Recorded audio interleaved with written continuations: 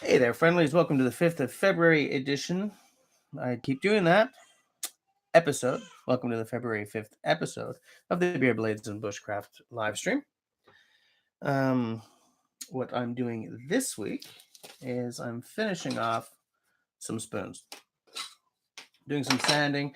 I got one here that's all finished.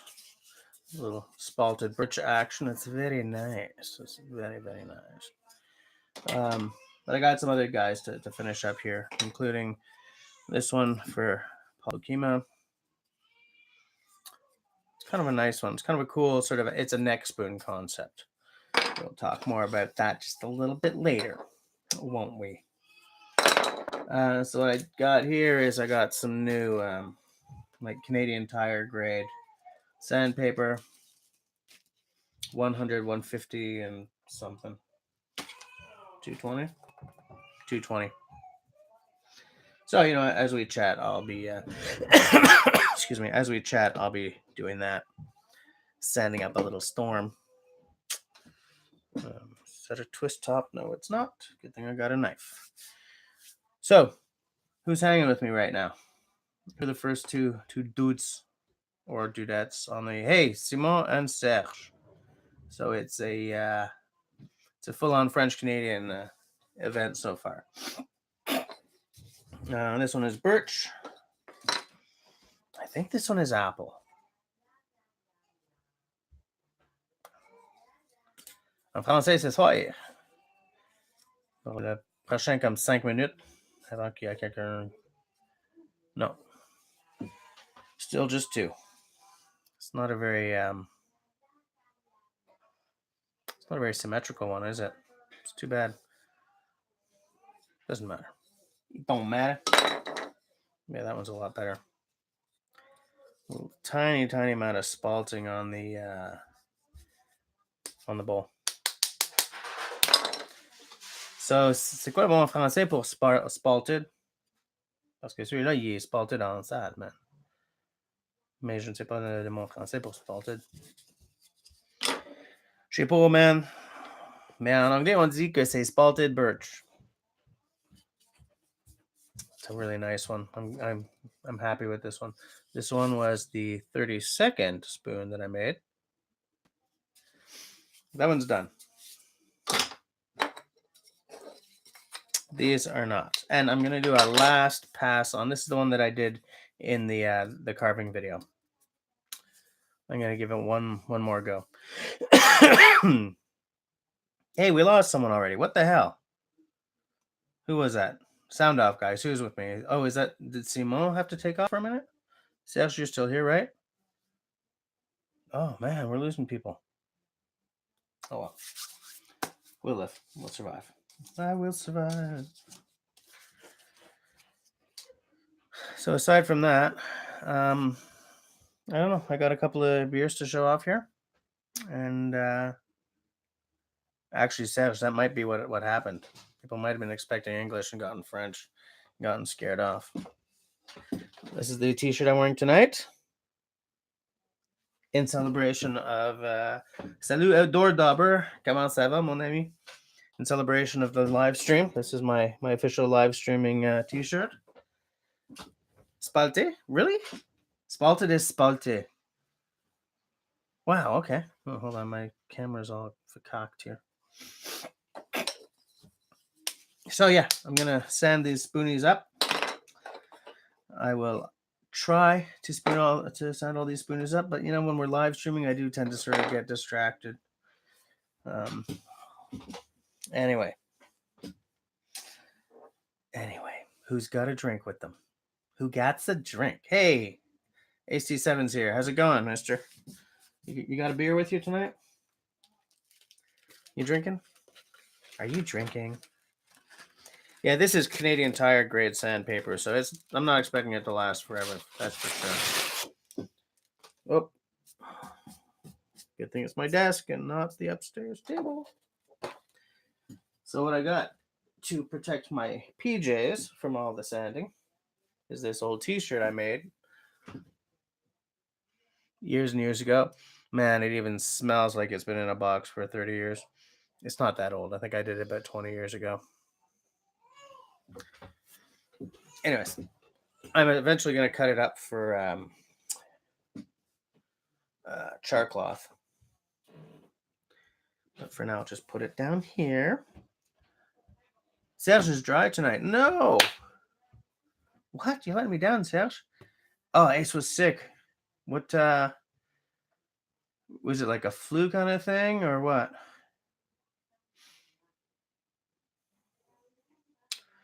Packing for Meat Rock tonight. Okay, fair enough. Outdoor. Wait. What's the one? Hey, Zach, how's it going? What are you drinking, Zach? What was the one? Oh no, food poisoning. Yeah, that's no good. That's no fun at all. I have had some experience with food poisoning. So when I tell you, I know you're I know where you're coming from.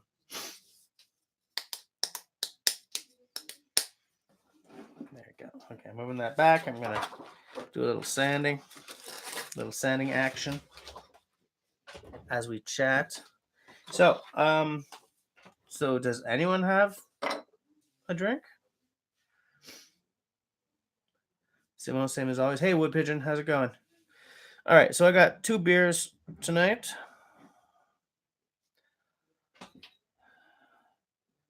Salvador, which is a smoked coffee stout, and Sean, which is a dry stout. These are both Polish. They're Polish, like Chopin. Chopin was Polish, if I remember correctly. Brassé et mise en bouteille par Brewery Regionalne Łazów, SP, Poland. So, Polish beer.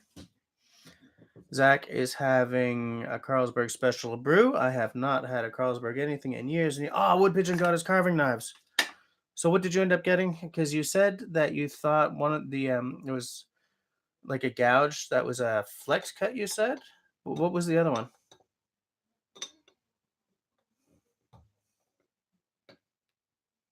You know what? Why am I doing this? I think last. Yeah.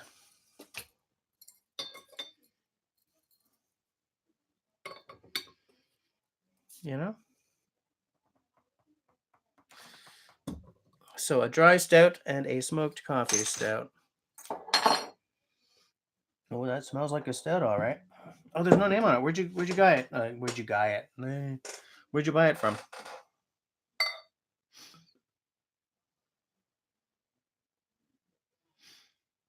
I do not know if I've ever had a Polish beer. This is a stout. Well, I don't have to worry about the head. That's for damn sure. Which stout is this? This is the dry stout.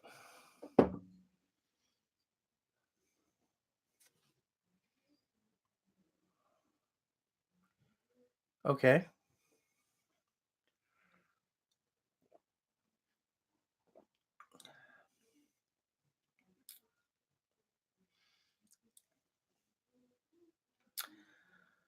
Um.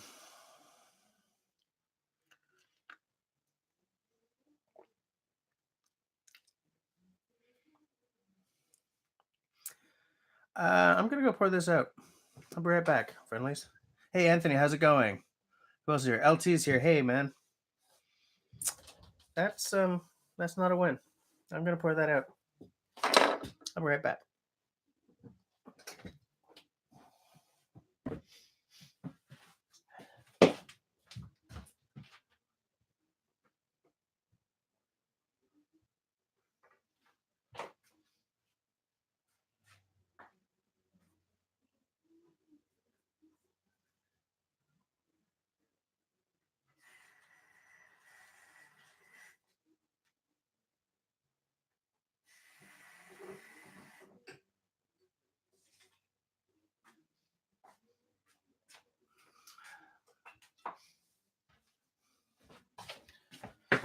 Wow, I don't remember last time I just poured a beer down the drain like that. Okay, fair enough. So let's try the other one, the Salvador, the smoked coffee stout, also from Poland, same company. Let's hope that this goes a little better, shall we? Man, that was an expensive mistake. Jesus. I think these were like $8 each.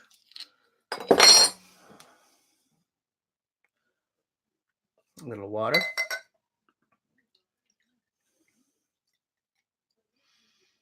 This is looking up, but not by much. I have great hopes for this one because this is the dry coffee stout.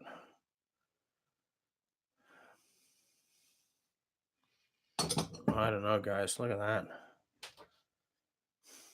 Now, the nice thing about these Polish beer is even I can pour them without ending up with this much head. But, jeez. Hey, Scott, how's it going? I think that other beer might have been flat. LT just sent me a picture of what he's drinking tonight, I think. So give it 1 second and I will show everybody. Hollandia Premium. In the can. All right. So let's give this one a try. Hey, Tyler. See, now I'm afraid to try this one.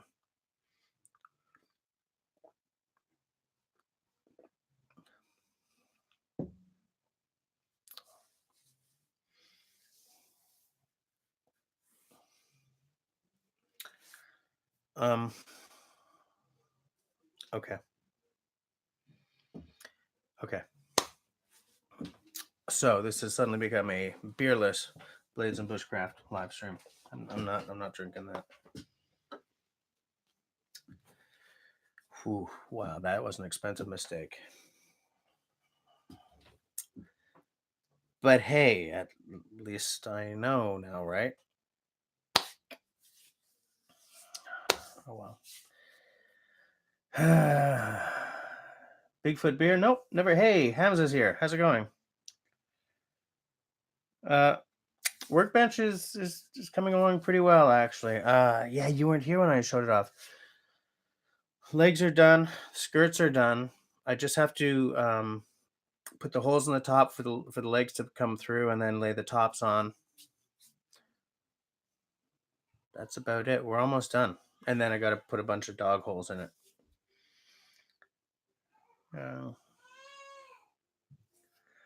Aside from that, Tyler just to become the beer equivalent of the caveman who eats. No, that's not true. No. But I think my days of trying fancy Polish beer have come to an end. Salvador was bad,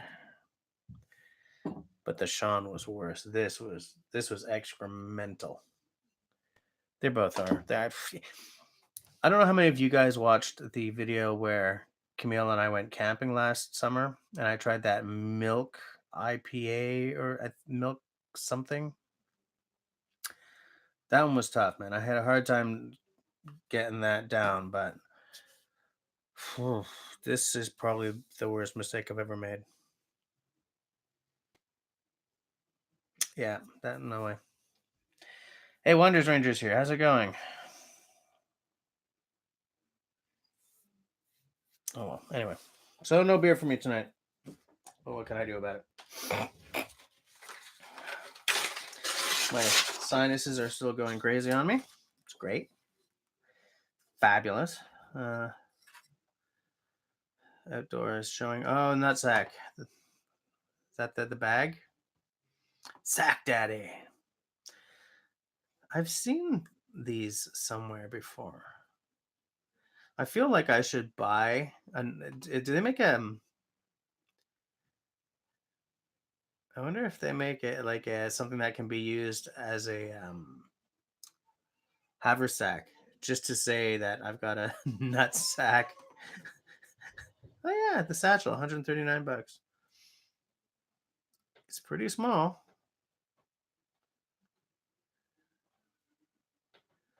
Yeah, fits mobile tech up to an iPad Pro 10.5. great for accessories, chargers. So it's a little small. By which I mean it's really small.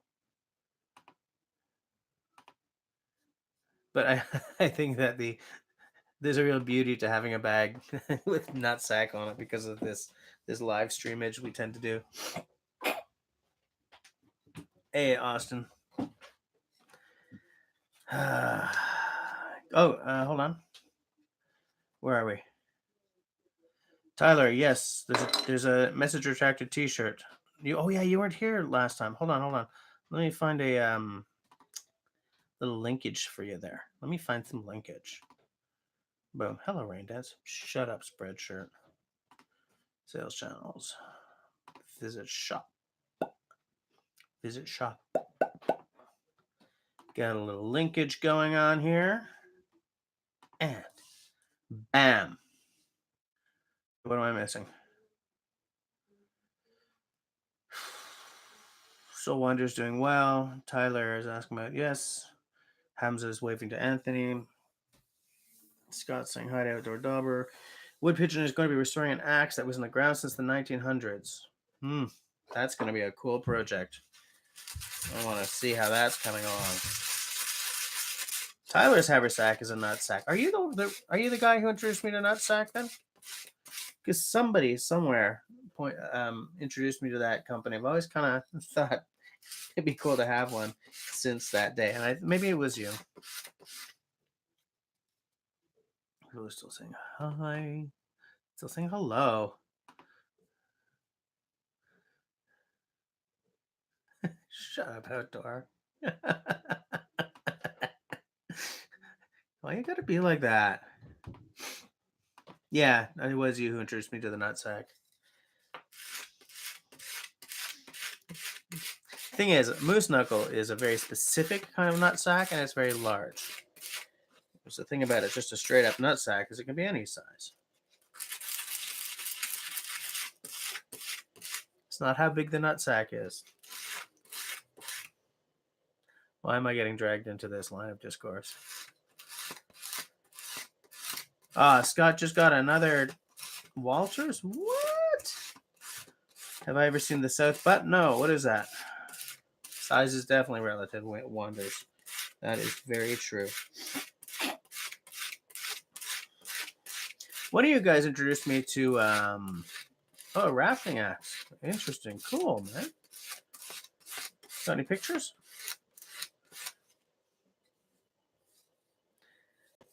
No, Simon, he's only falling into the same category as Outdoor Dauber if he gets all his axes for $2. Hey, Mike, you know what you just missed? This sucked, so I didn't even, it's here, and I don't even think I'm going to drink it. And this one I actually went and poured out. So I'm beerless tonight. How are you? You got anything interesting?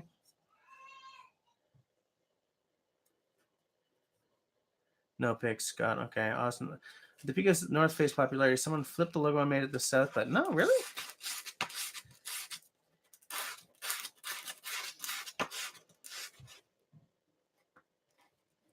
Sure thing, Sash. Okay. Wish I could go to the outdoor show. Oh, yeah. So, outdoors packing for the Meat Rock trip.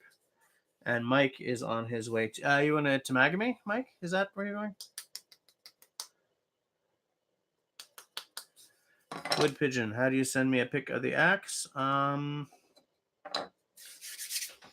I would give you my cell number, but Outdoors got it. And last month, all the texting back and forth added $90 to my phone bill. So, yes, Instagram. Do you have my Instagramage, Wood Pigeon?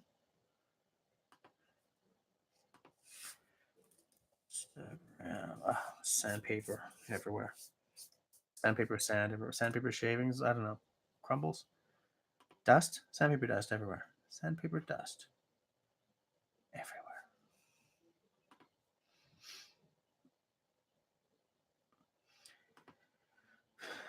For a good time. A long time.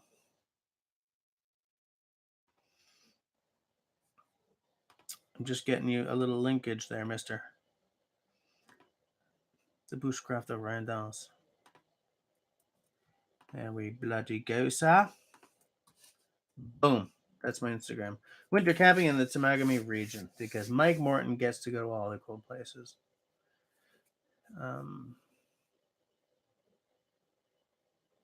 Tyler just discovered all the various merch I have on my my Spreadshirt store.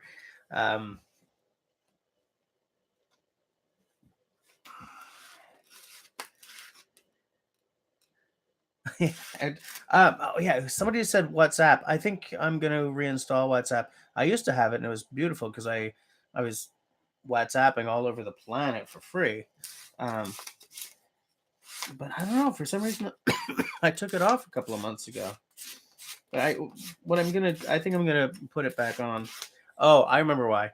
Because they did an update and I had to like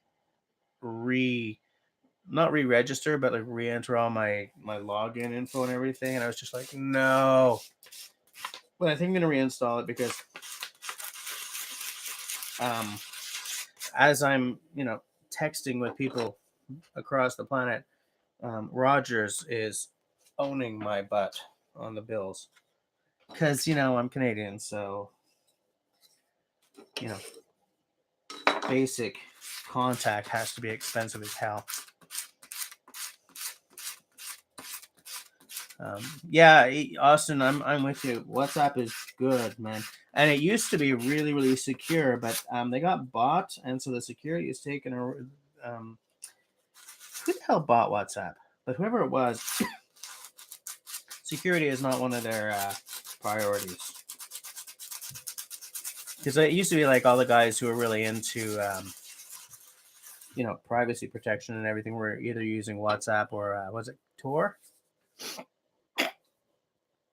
Wood pitching, you sent it to me? Okay, I'll take a look. Oh, I'm thirsty, but that beer stinks. And I said, I've got 2 beer. I don't have to make tea for tonight. Like an utter Egypt. Just so pissed off. Okay, here's the axe. This image is blurred to protect me from unwanted contact. Are you kidding me? It's an axe. That's not unwanted. Stupidness. Whoops. What the hell happened? Boom. Stop blurring the... Ooh, wow. That is gnarly. Yeah, allow. Take a look at that, guys. But you know what? You can probably still bring that back from the brink. You're gonna have to put some work into it, but I think you can probably bring that back from the brink. Where'd you find it?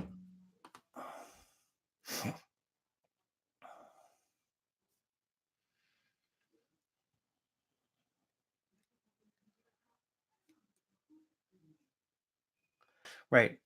Facebook bought them. Yeah. Anyways, like I have friends in the UK and stuff, and so with WhatsApp, it didn't cost me anything to like there was nothing long distance related. For those of you guys who got here a little later, what I'm doing is I'm finishing off some spoons tonight. What I wanted to do was a sharpening. I wanted to do some sharpening tonight, but I was afraid of like shaking. Actually, that's pretty solid. That's way more solid than I thought it was gonna be. All right, so next Tuesday I'll do some sharpening while we chat. So if anyone else wants to sharpen along with me, feel free. Because I need to do some tool maintenance. Tool maintenance is something that I know we all need to do, and we all need to get in touch with the zen of. But I still, man, I don't enjoy it. I gotta just find a way to make to become one with the sharpening or the tool maintenance, because it's so important. And I love my tools. And if you take good care of tools that are good quality, then they'll take care of you for your whole life, and they'll just move on to your kids and take care of them. So I appreciate that. You really got to keep your tools well oiled, well sharpened, well cared for. I figure that if I do it while we're live streaming, then it'll be sort of part of the motif, the bushcraft motif. And so maybe that's what I need to do.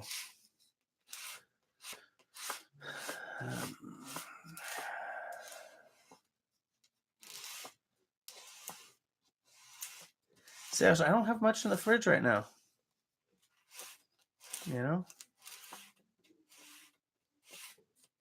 Oh, there was a homestead there in the 1900s, wood pigeon. Nice. Huh, okay. Oh, Tyler, you left an axe outside? What does that look like now?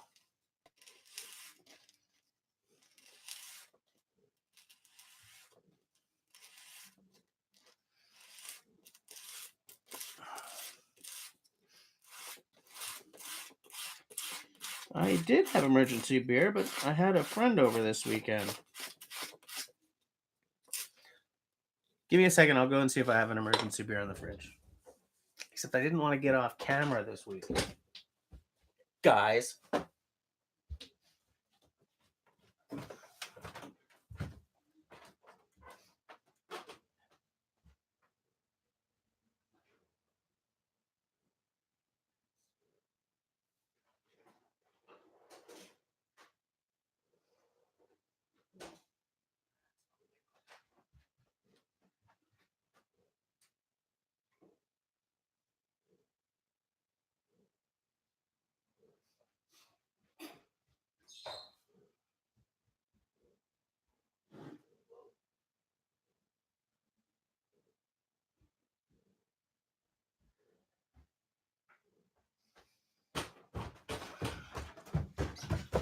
Okay. It ain't beer, but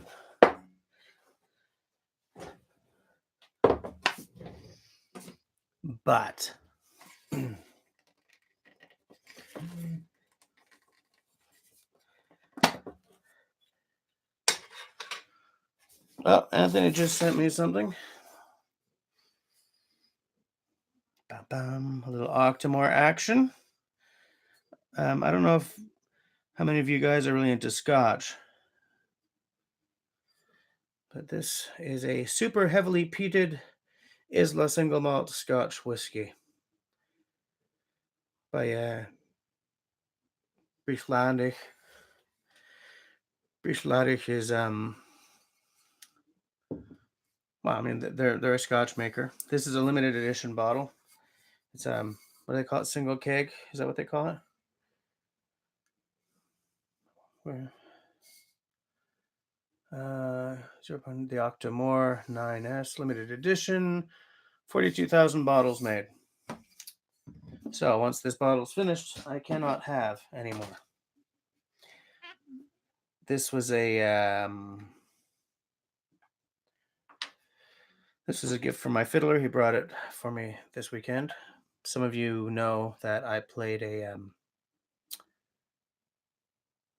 pediatric disease research fundraiser for the Royal Canadian Mounted Police. My fiddler was in town and he brought me this. So we had some after the show while we were watching Solo.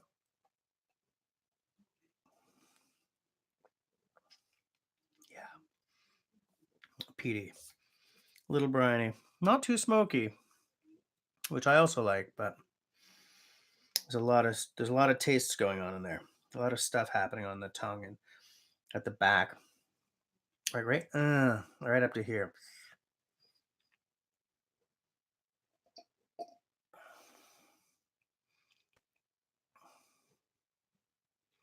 Yeah. So where are we? Let me see. Tyler retracted a message. Oh, I missed a bunch of. Hold on. The edge is bright orange. Ooh. Yeah, I usually have a couple in the, and I have a couple of, no, wrong bottle. I have a couple of 100th Meridian, the Mill Street, but they're not in the fridge. I forgot to put a couple in the fridge. Mm. Yeah, wood pigeon his probably isn't as bad as that one, but they're both. Look, these things are. So long as the eye's not knocked all out of shape, you can bring an axe back from the brink.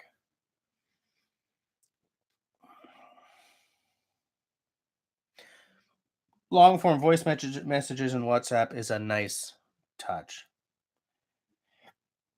Tyler, you just gotta bring that axe back from the brink, dude.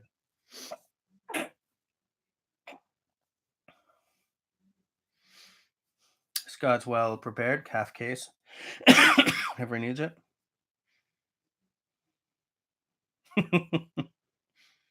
What's pigeons? What are pigeons, though? Oh, Zach. He left a wildlife hatchet outside for a week? Yikes. Talk you, Dane? Fair. Whoops, hold on. Hold on. Damn it. Wood pigeon got some scotch in from Scotland. Yeah, it's Greek. I don't know why they do that. There was something written on their website, I think, but um, I don't know why there's Greek on it. I mean, it's from Scotland, and Brickladic is a Scot. They're in Scotland. Um,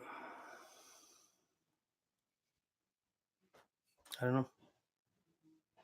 It's weird.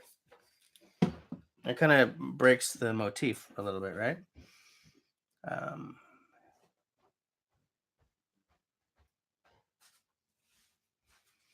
what's pigeon is only used in South Africa so far. Okay, Zach, I always pronounced it as Isle as well. But I met a girl from the island and she called it Isla. So now I just don't know what to do. I still like Isle best. Oh, a little, okay. A little bottle of sortilège. Whoops.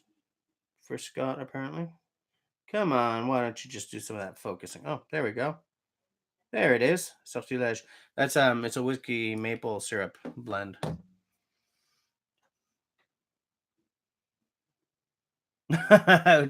Wood pigeon drinks fireball. Okay. Okay. Oh no, I'm getting far behind here. I love smoke and peat. I like brine. I like smoke. I like peat. I don't like it when it gets too so heavy that it starts to taste kind of astringent, like medicinal. I like it. I like those flavors present, but not overpowering.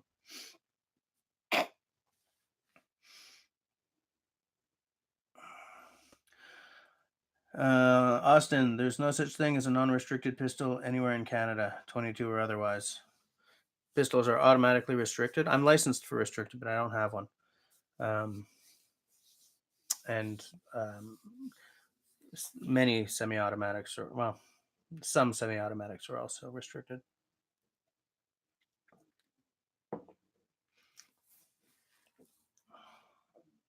Scott, where are you? Again, I keep forgetting. I keep forgetting.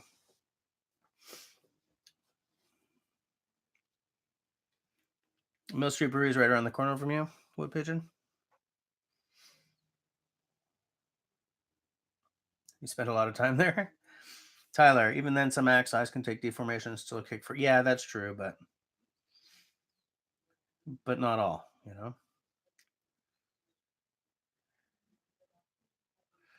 Austin, you're trying to future-proof your gun collection, anticipating American gun laws. Austin, I don't know how old you are, but the biggest problem you have down there is the fact that millennials are not buying guns, and the philosophy has shifted in that entire age group and lower. um, you know, and that happened while everyone was, going crazy about Obama trying to take away guns and all that stuff. Wasn't your problem. Problem is that there's a generational shift happening there. For the record, I I have no problem with the way our gun laws were up until really, really recently. I don't want the right to my firearms because I know a couple of guys who, even having taken the courses and done the exams to get licensed, still do really stupid things. So just, handing firearms to a population at large. Look, the thing is, I'm Canadian. The context is completely different up here. Down there, it's very, very different. But I also, I say that because the realist in me knows that I'm never going to have the right to my firearms. So what's the point of having the argument, Because the Canadian Constitution is very hard to change. Anyone up here who's old enough to remember the Meech Lake debacle will have a very clear idea of just how hard it is to get amendments done to our Constitution. And you need a constitutional amendment to open that up. So I just, whatevs. Even though a plum that someone drove a bolt into the wedge, just cut the handles differently and run a fat wedge now. Okay, yeah, that's legit. Non-prohibited, yeah, there's all kinds of stuff that's non-prohibited.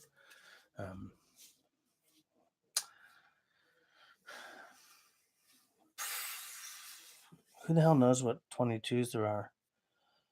Maybe LT might. Because for me, if I was to spend my money on a pistol, I would want a 9mm CZ75B, and then something like a wheel gun, a revolver, and something good and classic. To me, the 22 LR, it's an economical round rather than something I actually like. I have a 22 rifle, but I don't like it. It's a Remington sort of semi. It's terrible.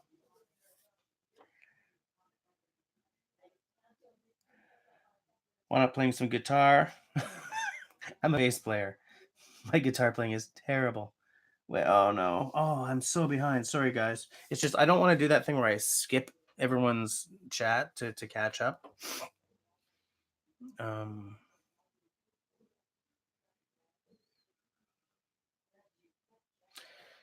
Old war stock guns and lever actions are safe for now.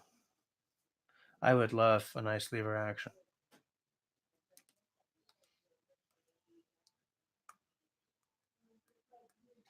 Idramel signature. Yeah, Scott. I don't know if Sortilege gets exported a whole lot. Yeah, LT's got some scotch. It's got some whiskeys, that's for sure.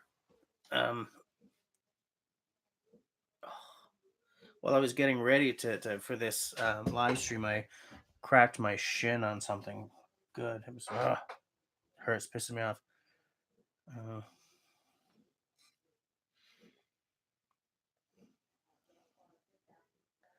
Who's in Ontario? I know Wood Pigeon's in Ontario.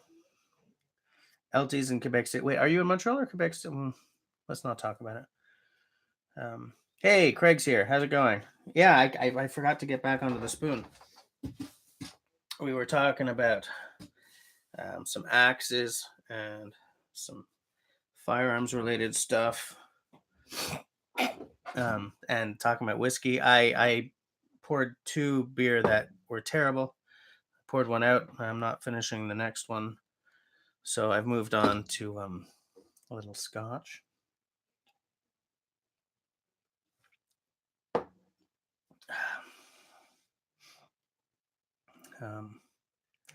Yeah, Tyler, I don't even get into it because it's not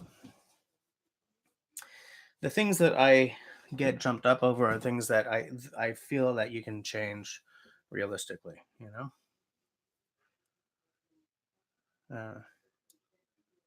Yeah, Meech Lake was bad. Yeah.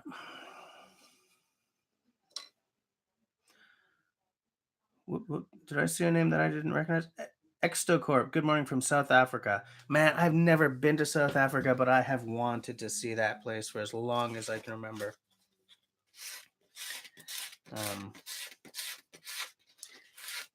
I I don't want to say like any of Africa, but I've always wanted to see sort of the southern part of Africa. I've also always kind of wanted to see North Africa. Yeah. Well, all my friends were dreaming of like taking a vacation to Spain for a couple of weeks. I was like, "Are you kidding me? I want to see like Morocco. I want to see Tunisia, and I want to see Libya." Although when I was young, Libya was getting bombed by Reagan, so I sort of grew up with that vision. I want to see South Africa. I want to see the savannah. I want to make a ton to Lewis. Um, so yeah, Exeter Corp, welcome. Oh, LT's. Oh, Aberlour is your favorite right now, LT. Nice. Wait, CRKT's got a Ruger axe, really? Yes, there is a 911 that's in 22 long rifle.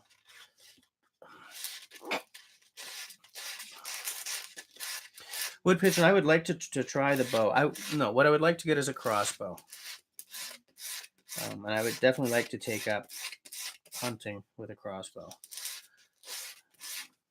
I like the silent, or the quasi silent aspect of it. You know. Um,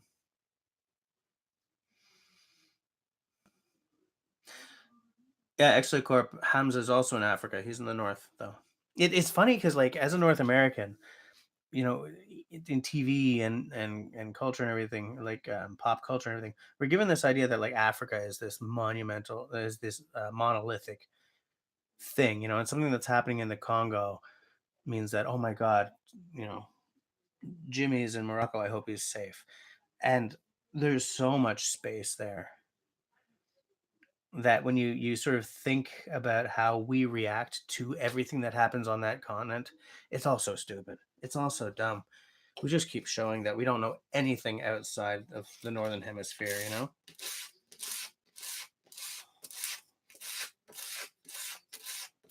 It's ridiculous. But yeah, I want to see that place one day, man, or at least some of those places.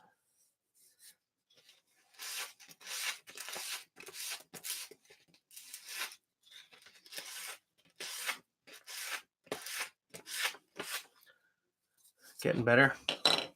um we should have a Canadian sorry count. Air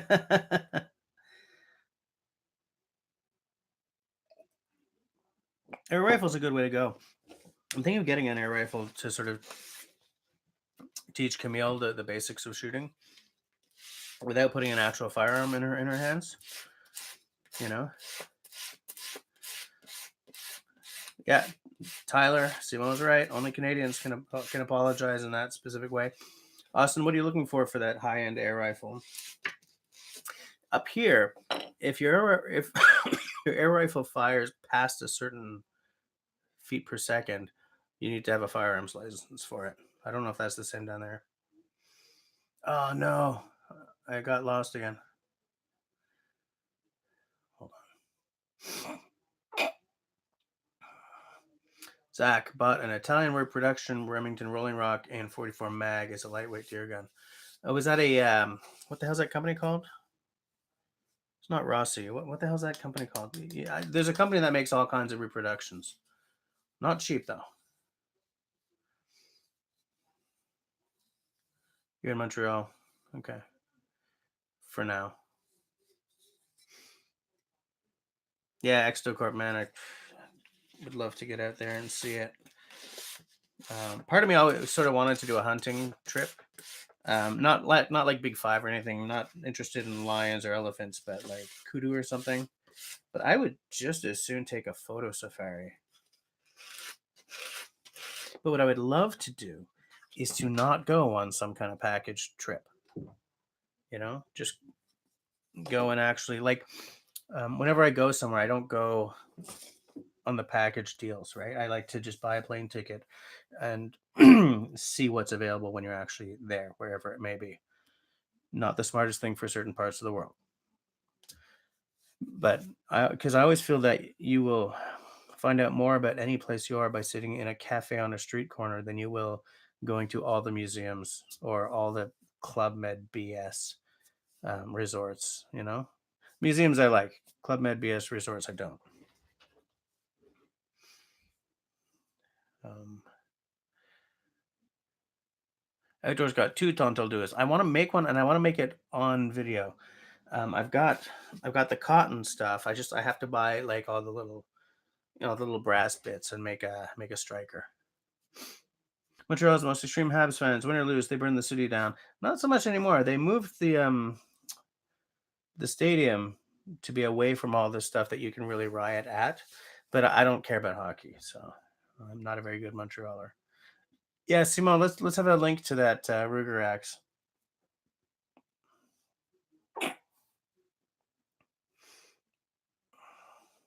Oh, he done it. Say CRKT. Ooh, that is black. And you know what? Wow, that's weird looking. It's got kind of a. It's like there's a faux council thing happening with the scalloping, and then it's like there's a faux Bushman axe thing happening at the pole. I wonder how much it is. 55 American dollars. What's that handle made of, though? It looks like it's a plastic of some sort. Polypropylene and glass fiber handle. Ugh. I like wood, dude. Still might be nice. I like what's the steel? 1055 carbon steel, blunt force hammer, side for 10 stakes and pounding tasks. I'm not against it. I'm not against it.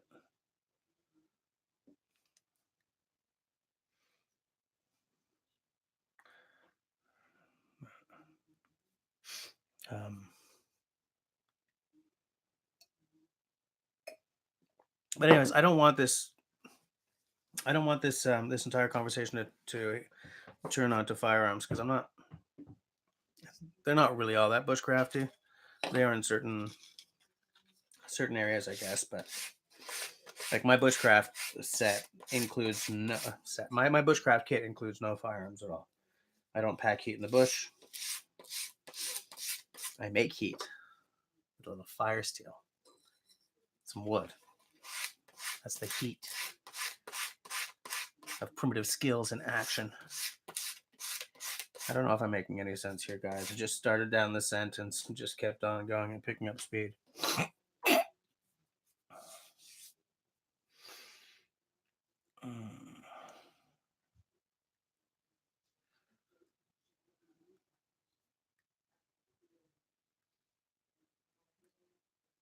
Hamza.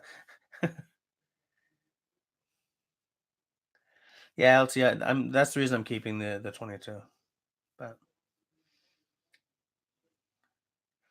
Alberta law still exists that they don't implement is if they escort you out of Alberta, they have to give you a home. There are a lot of laws still on the books that they don't really.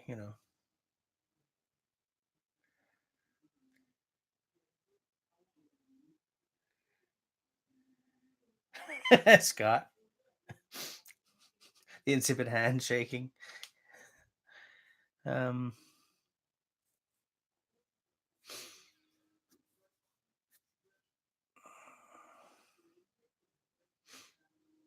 X chunk is you'd be willing to try and break it. Yeah, I would too, Craig. I'd buy it and see if I could snap that handle through testing. I'm thinking of codifying my testing process a lot more than I have been up until now. Like there are a few things that I try to make sure that I remember to hit when I'm testing an axe or a knife. But I'm thinking that maybe what I should do is make myself a checklist.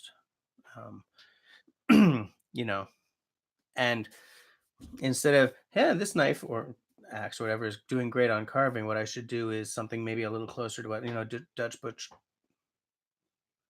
try that again. A little closer to what Dutch bushcraft knives do. I don't know if you guys all watch them, but when they test knives, they have very specific, like 10 cuts through a big freaking rope. See how the edge does, see how fast it does. Batoning is something that gets done to every knife, like I do.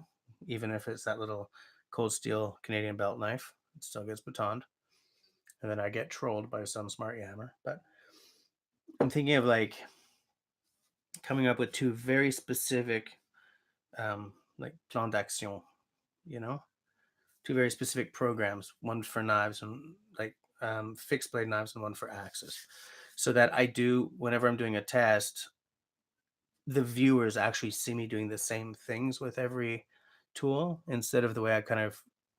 I mean, I do the same things, but not in the same order, and I don't edit it the same way, you know. So I don't know. I don't know. What do you guys think? I mean, Craig, you're someone who is involved in axe creation.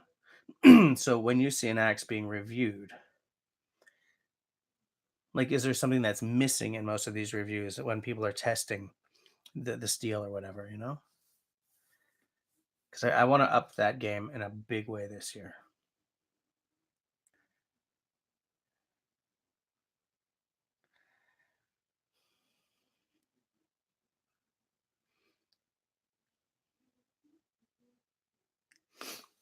Austin is looking for an FX Impact Air Arms from the UK or a Diana. Okay. So how much money do those cost? Like, are they very expensive? Are they like rifle priced, or are they just high end for air rifles? Wood Pigeon, your thoughts on Louis Riel? Well, I grew up in Franco, Manitoba. So whatever I say has to come from, it comes from that filter. Where I grew up, he was a saint, you know.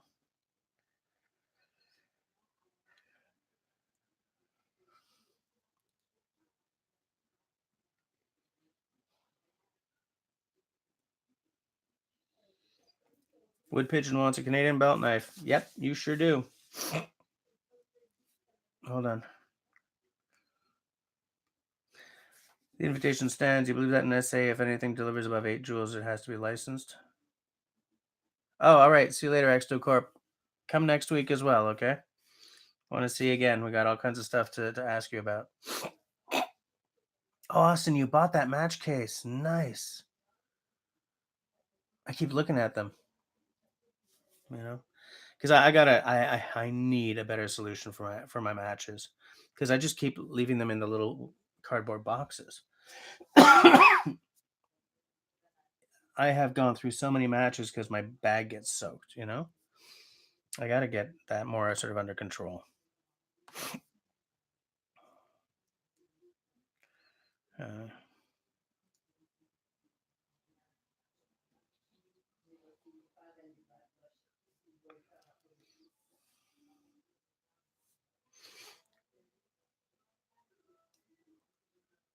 yeah, bear bells are good. Why would you baton that knife? Yeah, exactly. Because I'm testing it.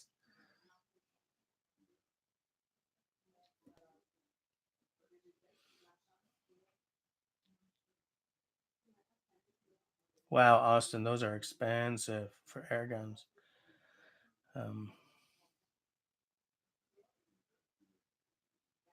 Yeah, LT. We when we were working up at the hunt camp, we had a shoddy with some slugs because there was a bear in the area that had torn our camp apart. Outdoor Dauber is packing for Meat Rock, so he said he was going to be sort of in or out.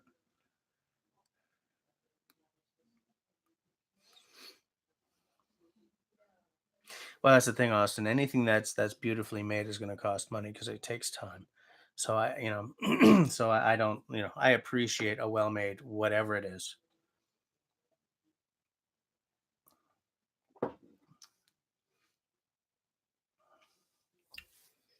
I almost bought an Exotac ferro rod years and years and years ago, but I did the math and it ended up being too expensive in Canada. All right, Hamza. See you next week.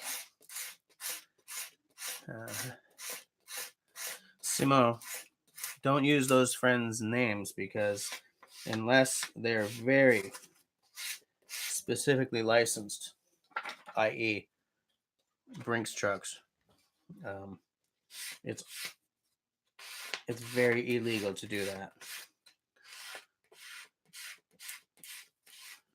Um, yeah, see you later, Hamza. Okay, I'm caught up. Sweet. Trappers can get licensed to pack a handgun along.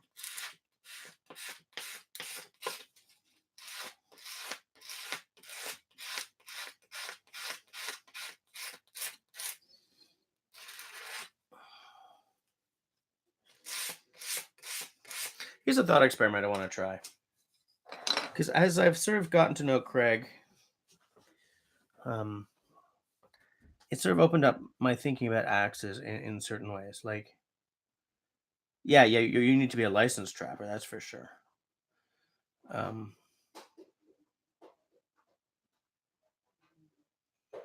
watch some videos from the channel Air Arms Hunting South Africa and Air Arms Hunting. Okay, I will take note of that for later.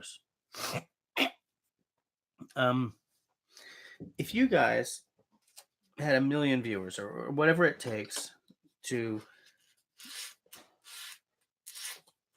be the type of guy who can have a signature axe, like a Les Stroud axe kind of thing. I want everyone to play this little thought experiment with me. If you were approached by a company, like a company that makes good axes, and offered your signature axe, what would it be? Because I look at Les Stroud's signature axe was real different, right? He thought it through and said it's got to have this and that and that, and it was an axe that looked very unique and very cool. Ray Mears' signature axe looks a lot like a small forest axe, but it's a little more wedgy, a little more Wetterlingsy, a little heavier, and like the sizes are a little different, but it doesn't look all that different. I've been trying to think if I was big enough that I could have a signature axe. I don't know what I would do that's all that different from the small forest axe. Like, I think to me, the biggest thing I would change from most of the axes out there would be the sheath. What I might have is a little hardened spot, like on the beard or the top, that I can scratch a ferro rod with. you know,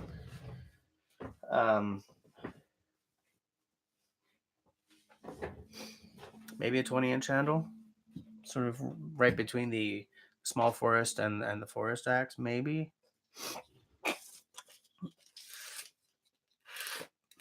And like, there's all kinds of stuff I would want just because it looks cool or whatever. Like, yeah, man, I'm gonna have a double. I wouldn't have a double. What I would want the axe for, I would probably want a hardened pole. I'd probably want a hardened pole. But like not like a mini maul or anything. Just an axe with a hardened pole, maybe a little longer than the pole on my Should I go get an axe? Give me a second.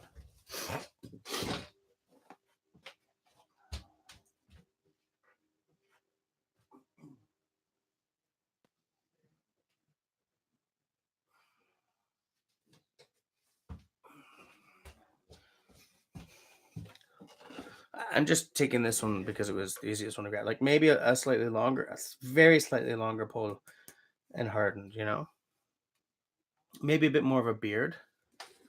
I like a good bearded axe because I like it when you can get up and, you're even just carving tent pegs or anything, but you're carving them instead of like whacking them out. Scott, yeah, it's really good. It's fabulous.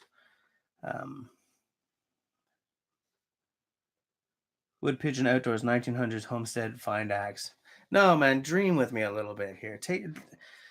Do the thought experiment because there's a guy here right now who does these thought experiments, and sometimes they turn into actual axes.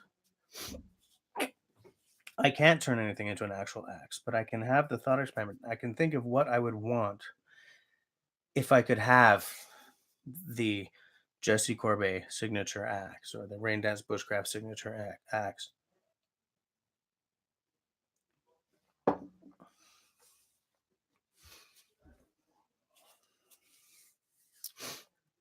if I'm hardening the pole to use like as a as a hammer for, oh yeah, for tent pegs and stuff, but I mean also for putting, a metal wedge into a log and pounding.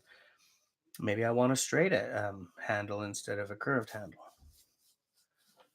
Maybe, I don't know. Yeah, Austin, you want to have something that makes it really.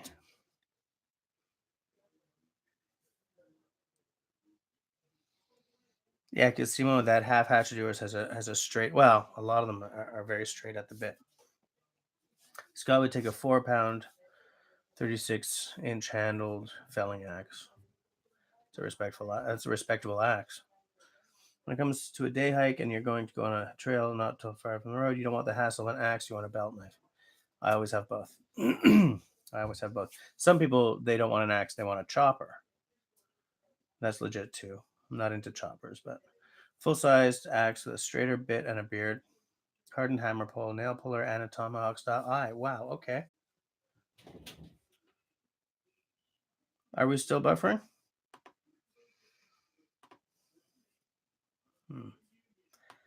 Hang on.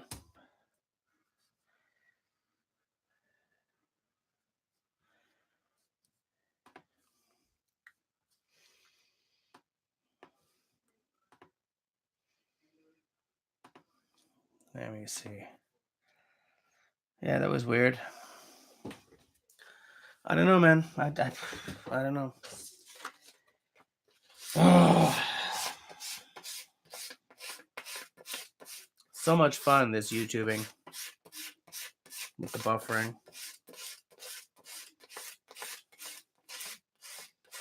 But like, would you guys? Hold on.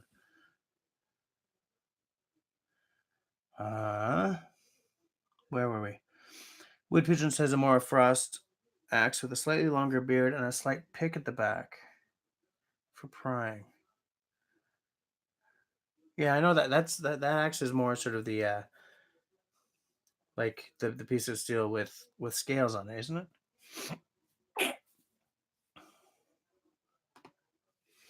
Whoops.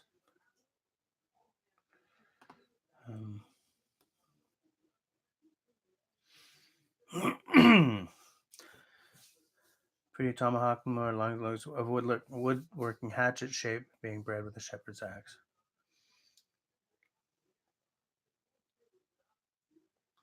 Tritium vials in the handle? Why? Don't they just glow in the dark or something? And a tobacco peace pipe like old tomahawk style. The Habs won? Interesting. Wow. They're actually doing that this year, eh?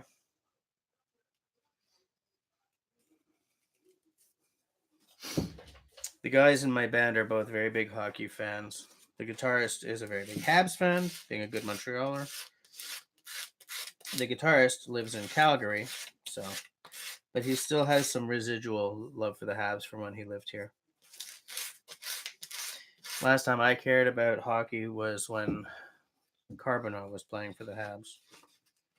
Just to tell you how long ago that was.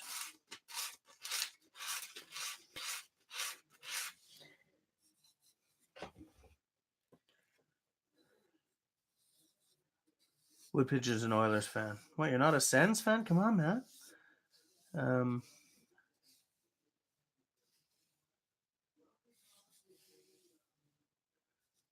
Have them inlaid. Yeah, okay. So that they're not like bumped out.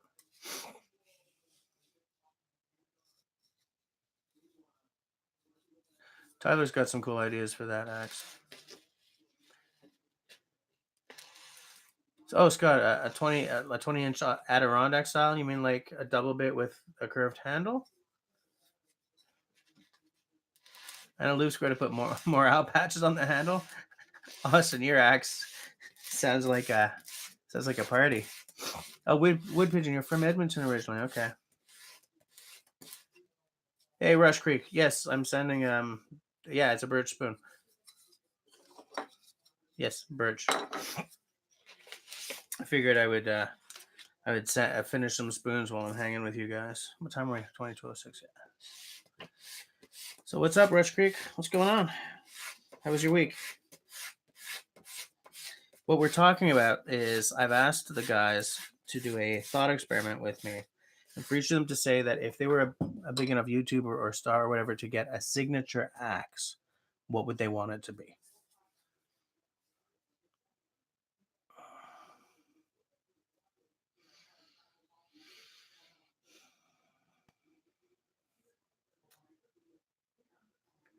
Zach, I have not seen that documentary. Is that on Netflix or is that on like CBC or something?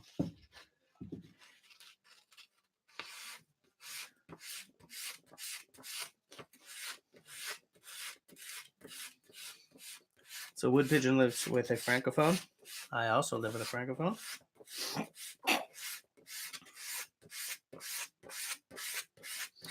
But of course, living where I do, that's not all that rare.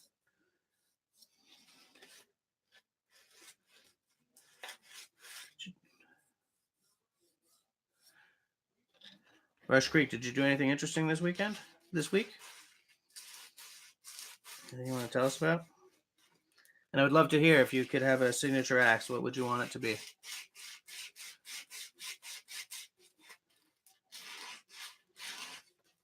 Just let me check something here, guys.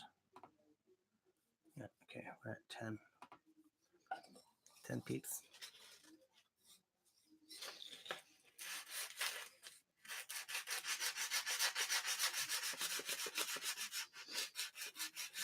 But the big thing is,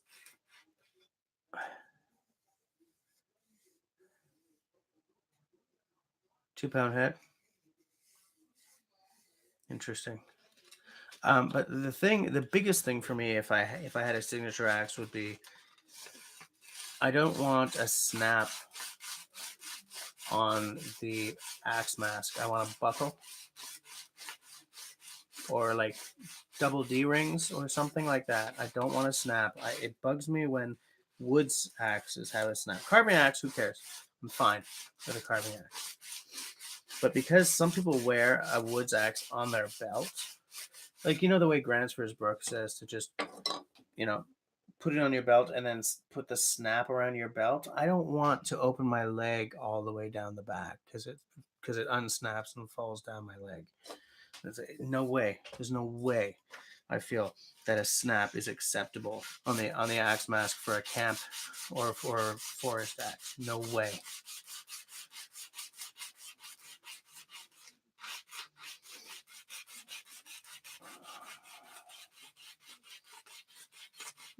Flooding where you're at, eh, Rush Creek? Yeah. Either a Pulaski or a firefighter axe. Simon, what the hell would you do with that? Why would you want that? Pulaski is actually a pretty good. If you're doing any yard work, a Pulaski is nice to have, actually. But I wouldn't want a firefighter axe. Nothing I can do with it. Except strap it under my bed as a self-defense tool. Oh, yeah.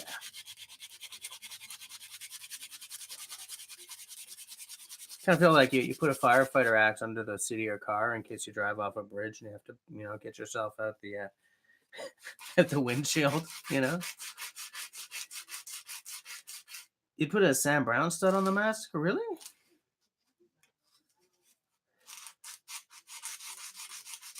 Stainless head, Austin. Interesting. Okay. Or a titanium head. Ooh, that would be an expensive axe. I don't know if titanium's very good for high impact stuff like that, though. Like, I've never seen a titanium bladed bush knife either, But if you light, that's for damn sure. Zach, why would you put a Sam Brown stud on the mask?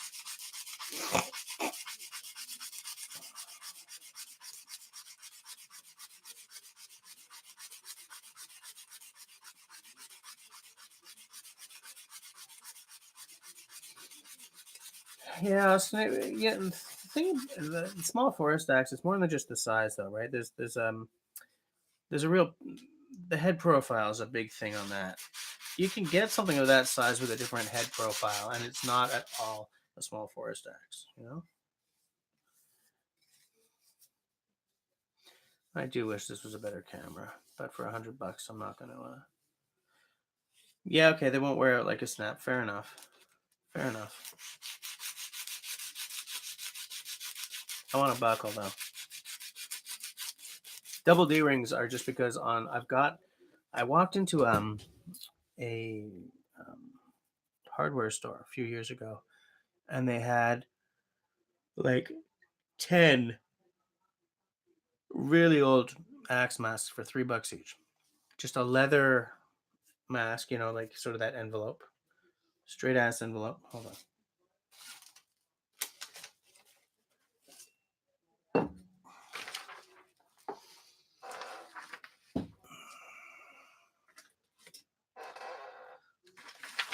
So like just a straight up envelope of leather, right? With okay. And then straight around the back was a big loop of nylon, like a very thin nylon strip that came to double D rings here. And like, you know how you do a nylon belt that has 2 D rings? It's a great way to do it. Problem free, man. Problem free. Hold on. I'm getting dust and everything everywhere.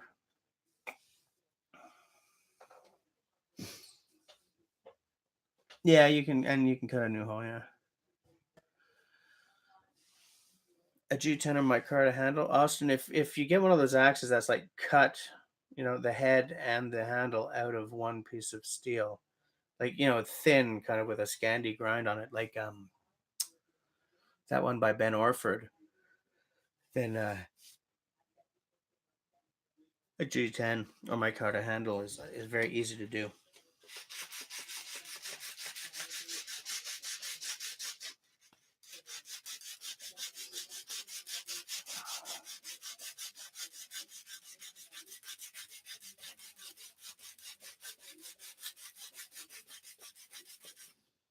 But in that case, why don't you just go the whole hog and put like a divot for like a bow drill or something in the side of the head or something,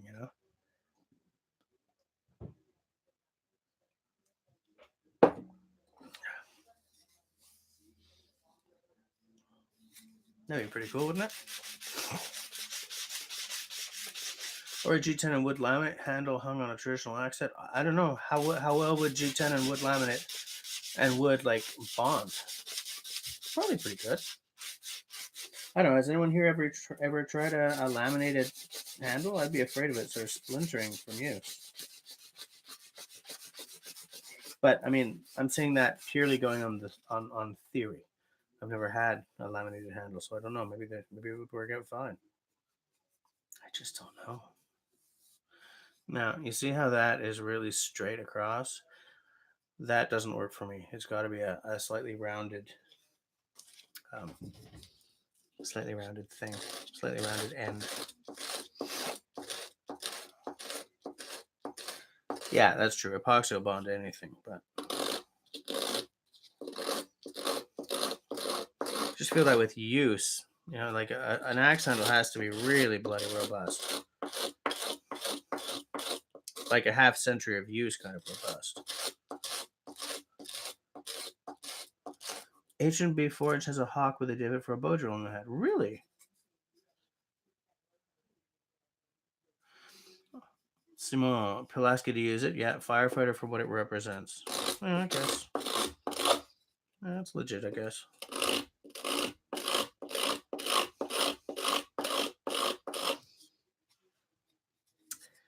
My stepbrother, his dad's a firefighter. Well, he's retired now.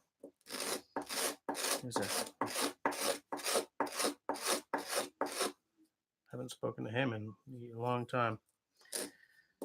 My brother is back from Mali, I'm happy to say. Back alive and safe. Austin, I don't know. That's an interesting question, the whole peak axe thing, because I wonder that every time I see one of those like really ridiculous newfangled things, like what was that was it Finnish? The axe with that really weird shape like this that just sort of made you snap the axe to the side on impact. It was like $300, and like who knows what I'm talking about? You know that one like that had the weird sort of this kind of shape to the head, like this, and like when it hit the wood, it snapped to the side because like you're supposed to flick to pop the wood apart. And but like the heads was what was fiberglass or aluminium or something. Stuff like that makes me think that maybe we've reached peak axe. But then there's that council camp carver, which makes me want to get my wallet out. Is it that new a concept? No, it's a concept that should be as old as the hills. Why that specific concept hasn't been done before now? I wonder, because it's a great idea. Because what it does is, for guys like me who are spoon carvers, you don't have to take two axes into the woods. That's a really first world problem way of putting it, because you don't have to take two axes into the woods. You don't need a dedicated carving axe to carve, but it definitely makes it easier. No, the one with the moving piece in the head is the chopper one. That's also a very, very gadgety looking axe. I hear it works great, but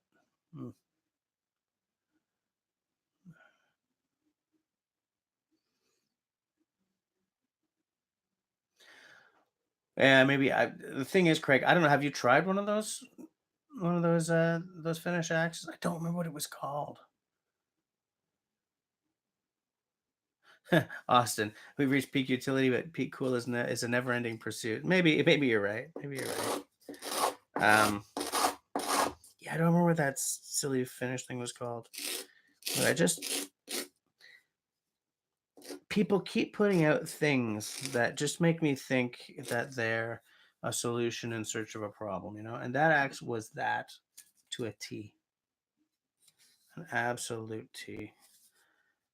So far, I have sanded the back of one spoon. So I'm being highly productive here, guys, and it's all your fault. But yeah, hold on. Simo has just put up something about. Hold on.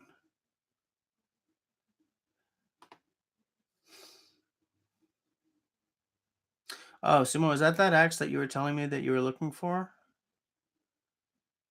That's got to be Norwegian. That's got a Norwegian look to it. Or something. It's Scandinavian. It's based on a Norwegian design, whatever it is. Media hintasiranta.fi. Oh, so that's Finland. Is that the axe that you were looking for when we were having that conversation like last week? No, yeah, okay, translate the page. Who cares? Cookies for better. Shut up, shut up, shut up. I want to see the actual axe. Oh, this isn't an axe company. This is like a lifestyle journalism thing. Oh, well. Sorry, Gil was heading to bed. That's fine. Don't worry about it. Oh, you're ordering the Tom Brown tracker tonight? Yeah, I'll want to know what you think about it, because I don't really love it, but I see knowing the philosophy around why it was designed that way. I appreciate the design a lot more than I did. You know.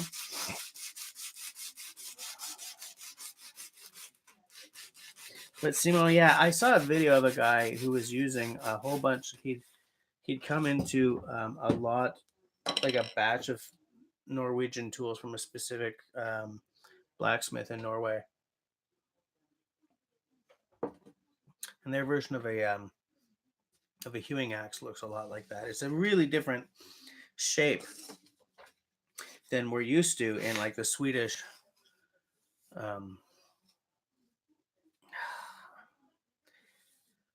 What's the word I'm looking for? The Swedish influenced world that we live in, but it's not just an influence. It's like an over bearing presence, you know? So many of the tools that we use are either Swedish or heavily influenced by Swedish designs. And it's funny because the Finnish have a very, very distinct axe tradition with those socketed axes and everything. I don't like the looks of them, but I'd sure like to try one day. You know, and Norway's got like what you showed there. And it's funny because those Norwegian axes remind me a lot of some real old French axes that have that really big, pronounced bit on them. All right, Austin, see you later. I'm sure of it. Okay, have a good time. And when that Tom Brown tracker shows up, I want to know all about it. I want to hear about it, dude.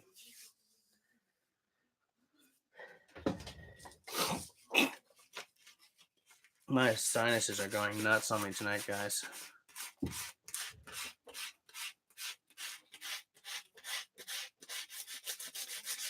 I figure if I can get one spoon done by the time I have to go to bed, I'm going to call it a win. You know what I'm saying?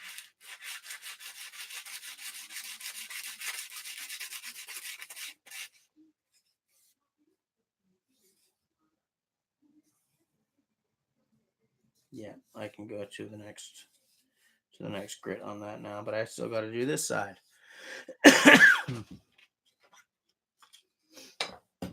What is this?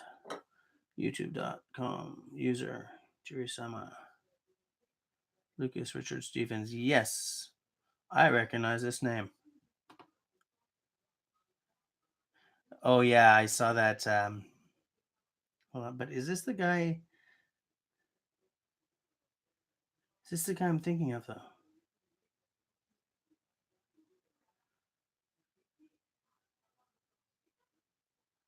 Yeah, hold on. Norwegian hewing and dressing spruce and yeah, special telemark handle. Yeah, this is the guy. This is the guy. He came into a whole bunch of Norwegian tools, and I was absolutely enchanted by the different looks of them.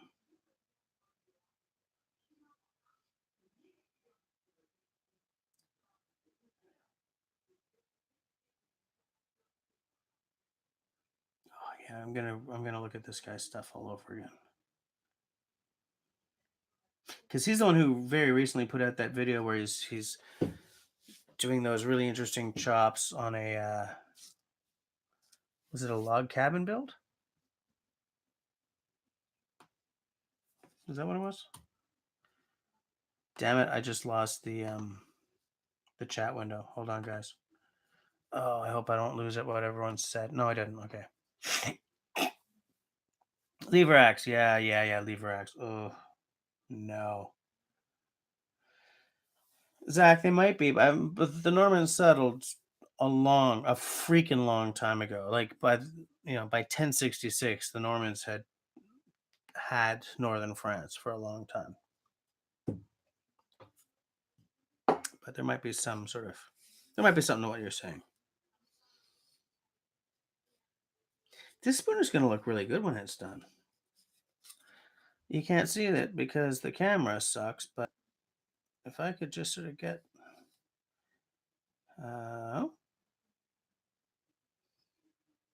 see the spalting? This is going to be a good looking little eater.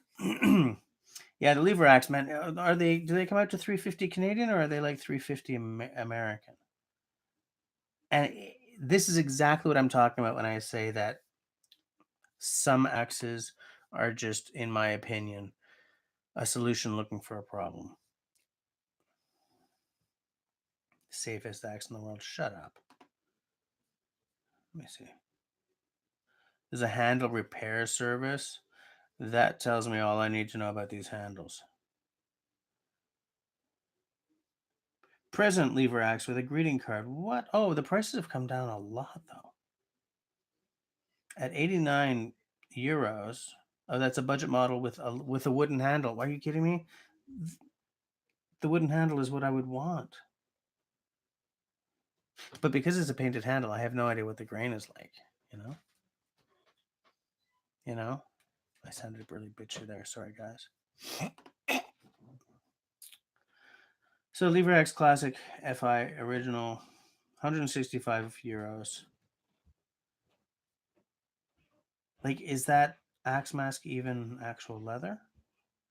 Hold on. High quality steel blade, precision cast. Who cares? Finland. Precision casting enables the choice of best raw material. Shut up. The blade is painted and finished by who cares? Handle material is a highly durable black composite and is carefree. The handle is our own production. Okay. Oh, it is a black leather blade cover. Okay. I if I'm spending 169 euros, 165 euros, I'm getting that cap carver, guys. I want that thing like I want Mila Kunis. Trooper makes the cheap version. Really?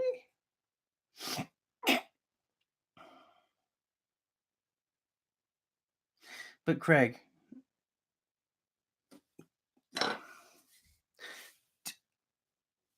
what because it forces that flick, what it does is allows me to chop wood without developing my skills. And this is my opinion, right? You've probably tried one. I haven't. Everything about it just says gadget to me. A composite handle, really? I mean, I'm old school in my taste, right? I like a steel head. I like a wooden handle. I don't like designs that are too space aged. I don't even like doubles that have too much of a sweep, too much of like a sweep to them, like those throwing axe doubles. I like a double to have a slight sweep at the top and a more pronounced one at the bottom. That's what I like, you know?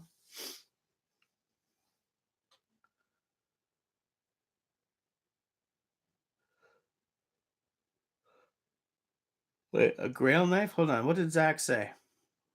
I think I'm back to missing stuff. Well, French is actually probably, yeah, but the reason the kukri exists is because of Alexander the Great and the copies. Okay, yes, I could see that. I don't know. I'm not convinced, but that is kind of logical. That is actually quite logical.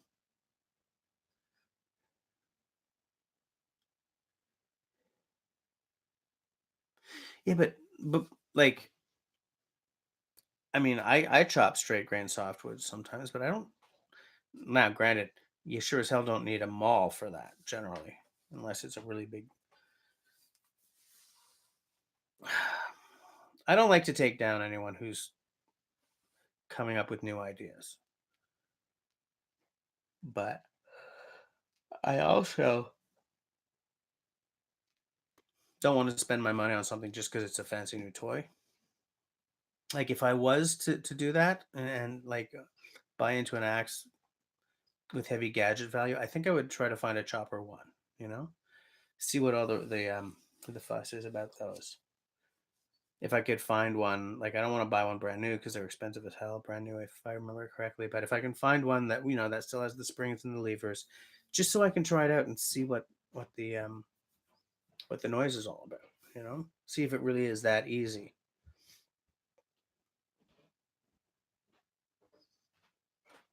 But we don't chop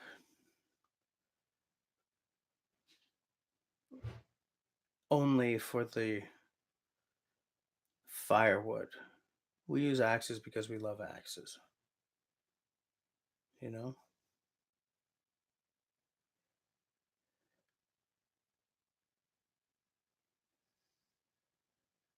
Yeah, I get the logic of it. I agree with you. And by the way, I really need some splitting axes and mauls. I have one maul. It was a $50 special from Canadian Tire, and it's terrible. But when I'm out at my mother-in-law's, there's always wood to be split, like big rounds. So using my little forest axe to split those, forget about it. Um, so I've been thinking of picking up a good splitter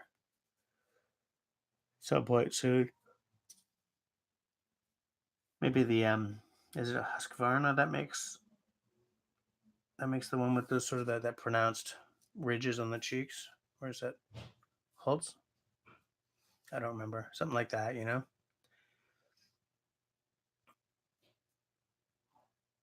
I'd like to get a nice maul. I have a terrible maul. I keep trying to sort of beat it into shape with the grinder, with the bench grinder, sort of. But, but we don't just buy these things because they're tools, and we have use for them. We buy them because we love the axe, you know? So damn straight, I don't mind the idea of spending a little extra money on a really nice one. No problem with that. If I have the money.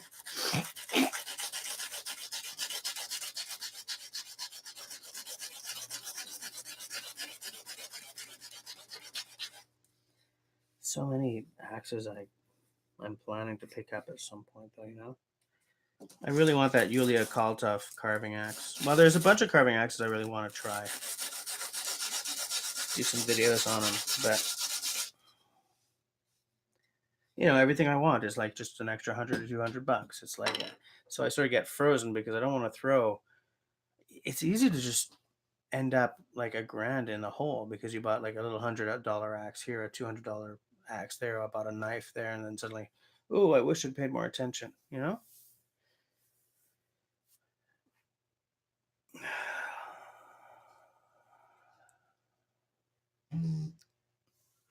Oh, LT, your dad's got them all with the raised cheek. Nice. Oh, Craig just sent me something. Is this something I can show? Oh no, low power mode. It's okay. Don't worry about it. Don't worry about it. What is this? What is that? It's a wet. Oh. Can I show this?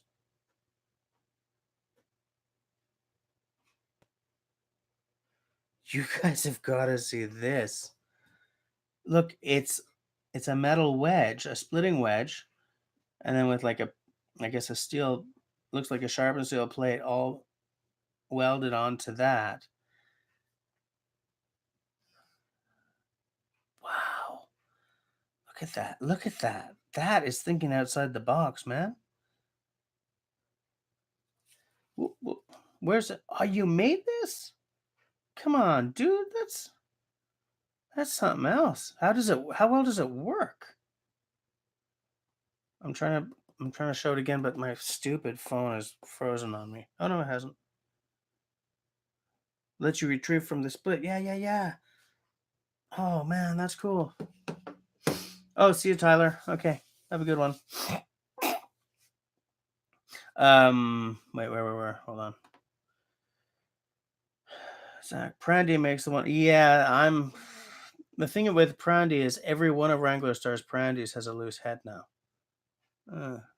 So I'm not, Did you get the Prandy, Zach? Do you have one?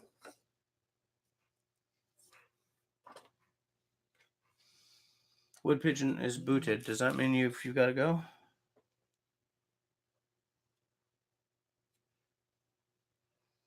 Yeah. Yeah. Craig, I think you've done some good work there. That's cool. That's very cool. Craig says that you can retrieve from the split, which is good. Lets you set the wedge like an axe, then steer it like as you drive it like a maul. So I mean that's a great idea. That's a fabulous concept. Nice work. Very nice. I wouldn't have even thought to do that. No way I would have thought. Because I don't know how to weld. But it would never have occurred to me to just weld a handle onto a splitting wedge. Oh, wood pigeon got booted. Not a whole lot. I mean, we're coming down to the last half hour. We were talking about. I was saying that I've got a lot of axes, but I don't have any dedicated splitters or mauls, and so that I should really, really fix that because when I'm at my mother-in-law's, I do splitting of the woods. This is the splitting of the woods. So I got to fix that this year, and I'm not sure what to get. Man, my phone is really dicking around. Hold on. Hold on, hold on, hold on. Would that be swearing, saying that my phone is dicking around? I think it's not. Granted, I live in a country where you are perfectly allowed to say shit on primetime TV, so maybe in an international context. Hold on. Facebook, Facebook cache.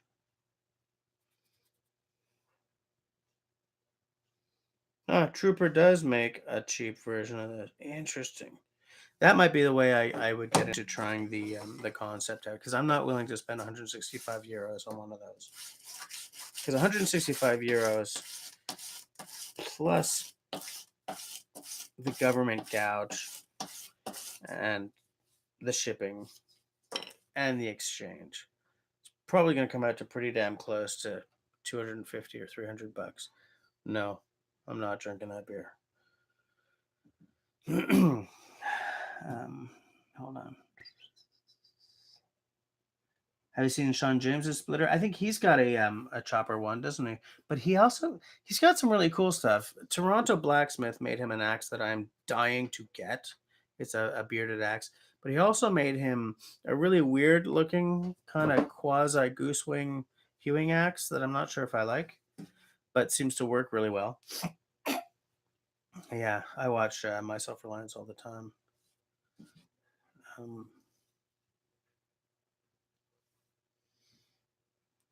So you want me to forward a picture to you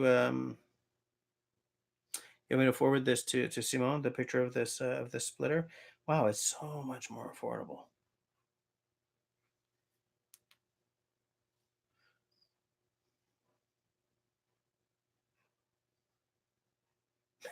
Serge.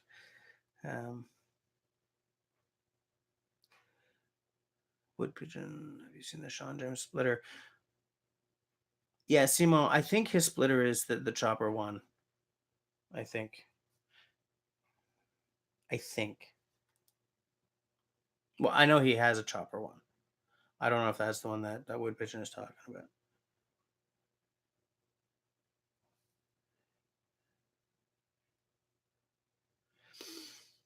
Zach says he bought the German hatchet from then as a gift for my girlfriend's brother when he wanted to do a wild camp with me to see what the fuss was about. The German hatchet from Brandy? Zach?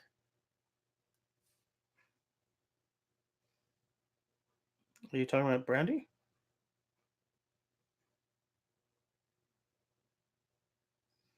Hold on. Craig, I'm forwarding the picture of the trooper to oh to Simo and Outdoor Dauber by accident. Sorry.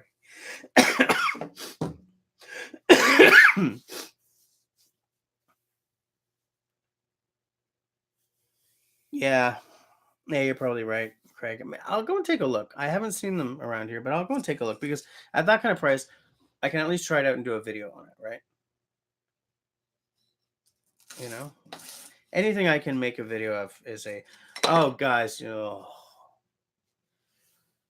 367-ish days ago, there was a major spike in my viewership. Around the time I did the videos on how I've been demonetized and how I'm working to get remonetized is by just playing the whole enchilada playlist on silent mode and like 144p at night when I go to bed. So what that meant was, for those few days, that affected my 4,000 hours in the past 365 days. So just yesterday, I went from 96% of the way there to 90% of the way there. So I'm back to playing my whole enchilada when I go to bed at night. I will get there someday. I gotta make better videos, I guess. So frustrating because for 2018 I've been working so hard, and now in 2019, because not working hard is not an option. You know, I like my videos better now that I'm throwing the extra work in, and I'm just gonna get better. But it's just, why does YouTube have to be like the abusive uncle that no one really likes? You know? You know what I'm talking about? I hope you don't know what I'm talking about, actually. Only people with certain family situations will know what I'm talking about. Joe Robinette was able to split a log with one swing with Sean James split. Yeah, that's the chopper one. I remember him reacting to that and being like, holy crap.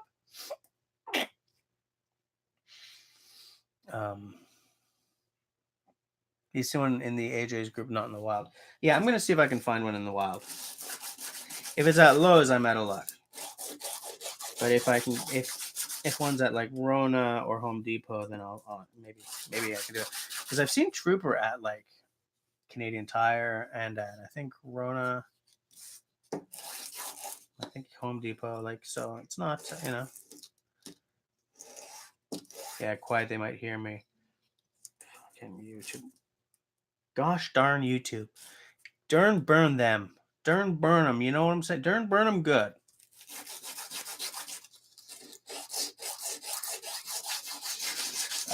On Sunday night, I did an impromptu live stream because I just didn't have time to put out a video. I had a great idea for a video. I didn't have time. And in that live stream, what I said was, I'm not looking to be monetized so that I can suddenly quit my job, because I'm realistic. The reason I want to be remonetized is because suddenly the conversation within me and here at home about what I can spend on my channel changes, you know?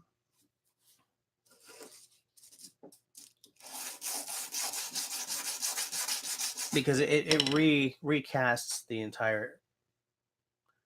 the whole discussion and the whole channel, you know?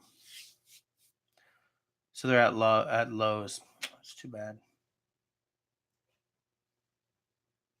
Yeah, Craig, you're probably right. You're probably right. The way I concentrate on the growth is by maintaining a very regular upload schedule, a video every Sunday, a live stream every Tuesday. Every now and again, I throw something extra in, you know.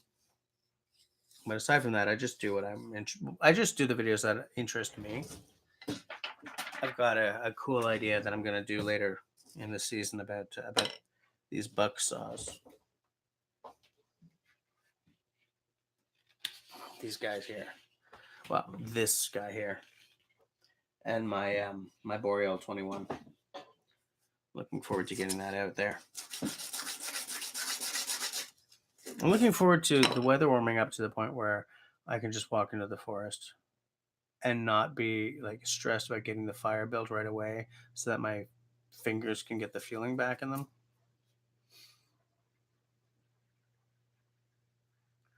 Dadgum, oh my land. Darn burn them, dadgum them. Yeah. Yeah. So I'll go and take a look. I haven't seen a Lowe's around here, but maybe Home Depot will have them. So they're probably about $35 here if they're $24.95 down in the States. Probably about right.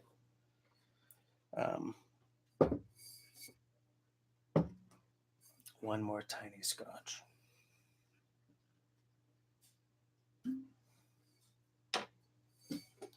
One more tiny scotch. The water of life. The water of life. The spice. Sorry, I'm just going kind of dune that way. Dune right there. Sorry, guys.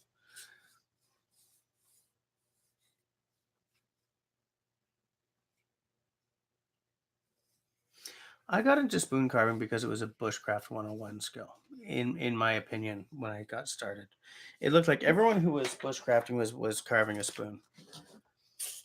That's not true, I know, but that's like when I was getting into bushcraft as a thing, because I can't like I've always been into camping, But the term bushcraft and the way I approach it now, it's only been since around 2013, I guess. Like I started my channel right off the bat. As soon as I was like, wow, bushcraft, okay, I'm doing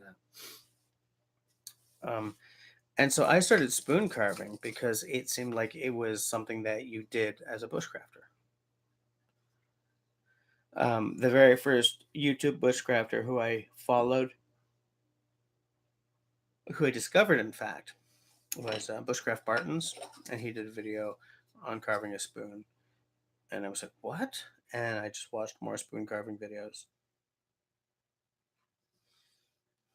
And even though, like, I know it's not, as a bushcrafter, you don't have to be able to carve a spoon. I feel that I don't want to say it's a life skill, but it's a good skill to have, you know? I wouldn't put this much work into a spoon that I'm just going to use because I forgot my utensils. Serge knows that I do occasionally forget the utensils. But like being able to just knock out a real simple spoon in the woods because, you're Jesse who forgets the utensils. It's a good skill to have.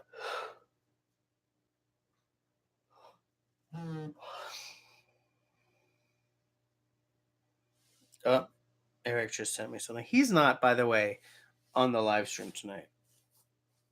I'm going to have to send him an angry little letter. Um,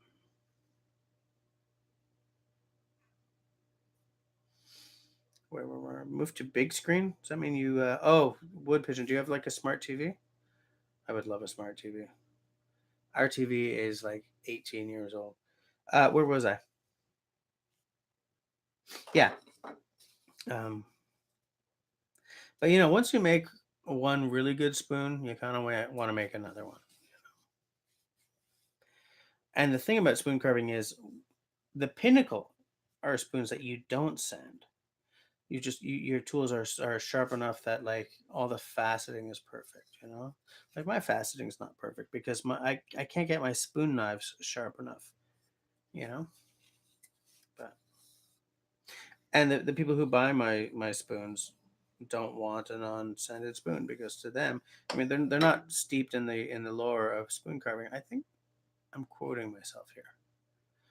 But anyways, so for the spoons that I sell, they want them sanded, so I sand them. You know.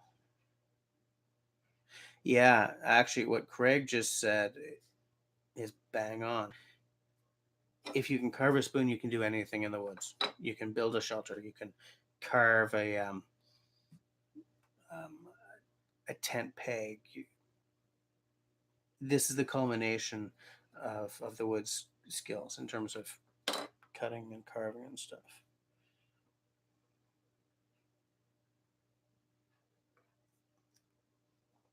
Yeah, Craig, man, that is bang on. That's exactly it. Simon, yes, Bushcraft is on the North Shore. I've been trying to figure out where he is. I like that guy, man. He's so nice. He's so supportive. And he was literally the first YouTube bushcrafter I ever watched. Sure thing, Wood Pigeon. See you soon. We're only on for another 10 minutes, though.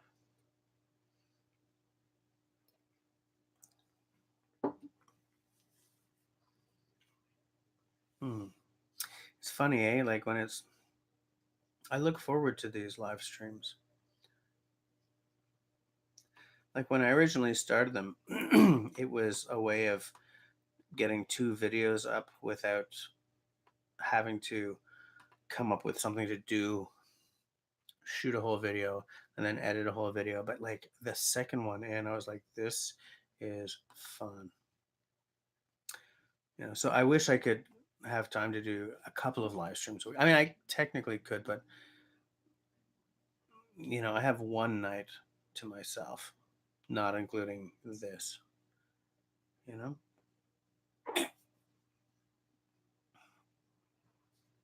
You carve net needles as a hobby and then gift them to the old. You mean like for repairing fishing nets, right? Is that what you're talking about, Zach? Wood Pigeon Man, yes, I have, and there's a couple of them that I go back to every now and again. But I feel that I've only started getting where I want to take this channel at the very beginning of 2018. It was like new camera. I'm paying for music. I'm gonna experiment with my shots and my color correction, and I'm gonna just And then the next day, after I bought the camera and everything, they demonetized me. But to hell with them.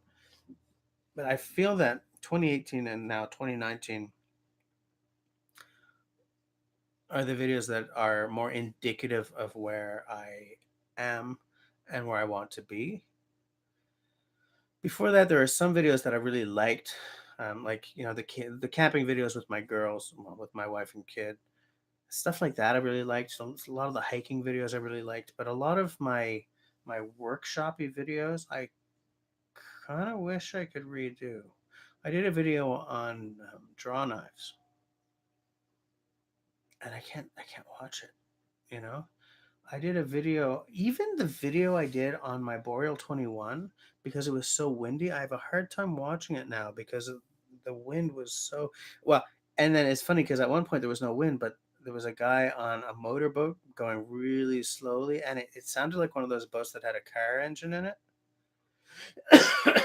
So even though I enjoyed making that video and I kind of like it, and that was a 2018 one, the noise in the background just killed me. But it's funny. The very first video I ever made um, has some of the most views because it's on the Canadian Outdoor Equipment Company, sorry, um, web store for the. I'm gonna see if I can find that for you for the flint and steel kit that I bought.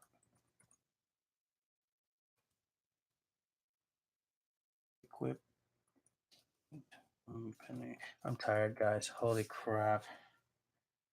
I'm going to love doing the sleeping tonight. Let me tell you. Let me tell you. What? Shut up. Okay, I'm in tools, specialty knives. I shouldn't be in tools. I should be in fire. Fire. Which will be in cooking. Am I right? I am epically wrong. Okay. Tools. No, not tools. Got some nice council tools here, by the way. Cooking. Campfire implements? No, that's a pocket bellows. That's a tripod. Those are really expensive racks. Okay. More?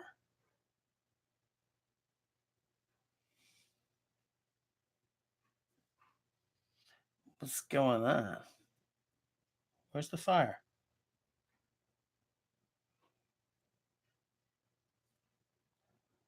I will find this. Oh, yes, I will find this.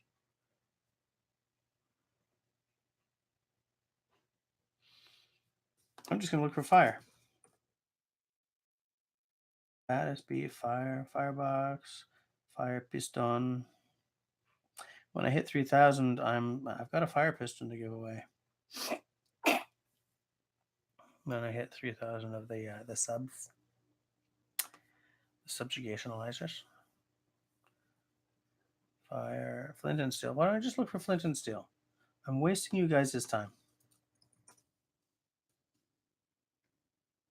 Flint and steel kit. Yes.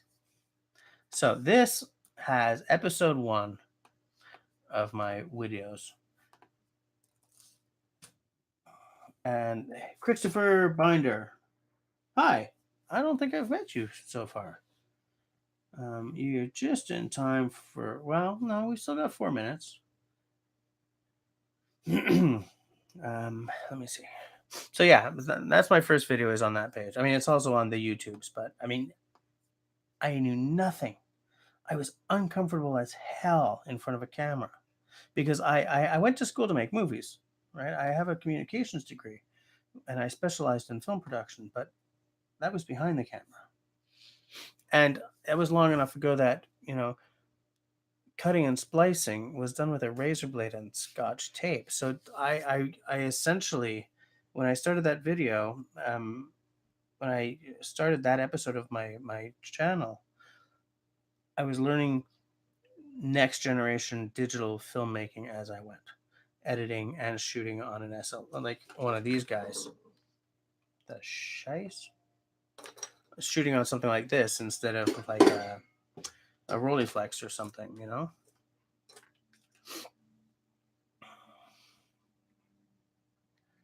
Yeah, I definitely had more hair back in those days. So yes, I have looked back at my first videos and I kind of cringe. Some of them I do like though, especially the ones where my family and I are out in the forest, or Camille and I are hiking, or love them.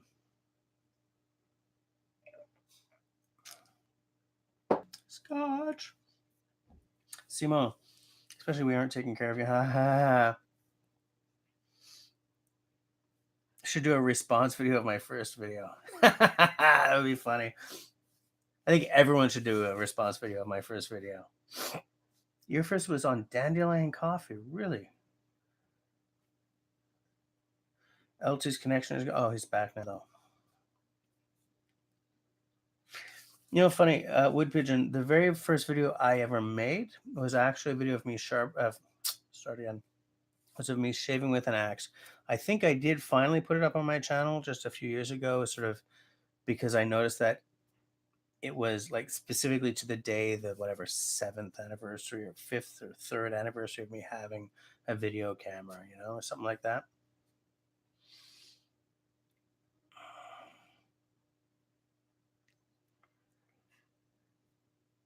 Oh, Zach. So that video was the first one of mine that you saw. Where did you see it? Did you see it at the outdoor equipment, at the Canadian Outdoor Equipment website, or did you come across it on YouTube somehow? That's funny because I didn't know anyone was seeing my stuff from back then. But the thing is, because that's on that page, that's probably my video with the most views.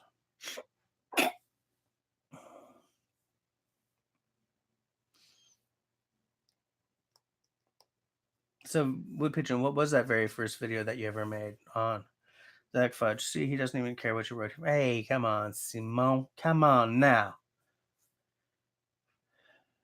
LT's first video was on reprofiling the edge of your shade. Okay. Hey, Christopher Binder, do you have a channel? Oh, no, it's 22:59. Your daughter just published her latest leather work on her Instagram. I will keep track of that. Take a look.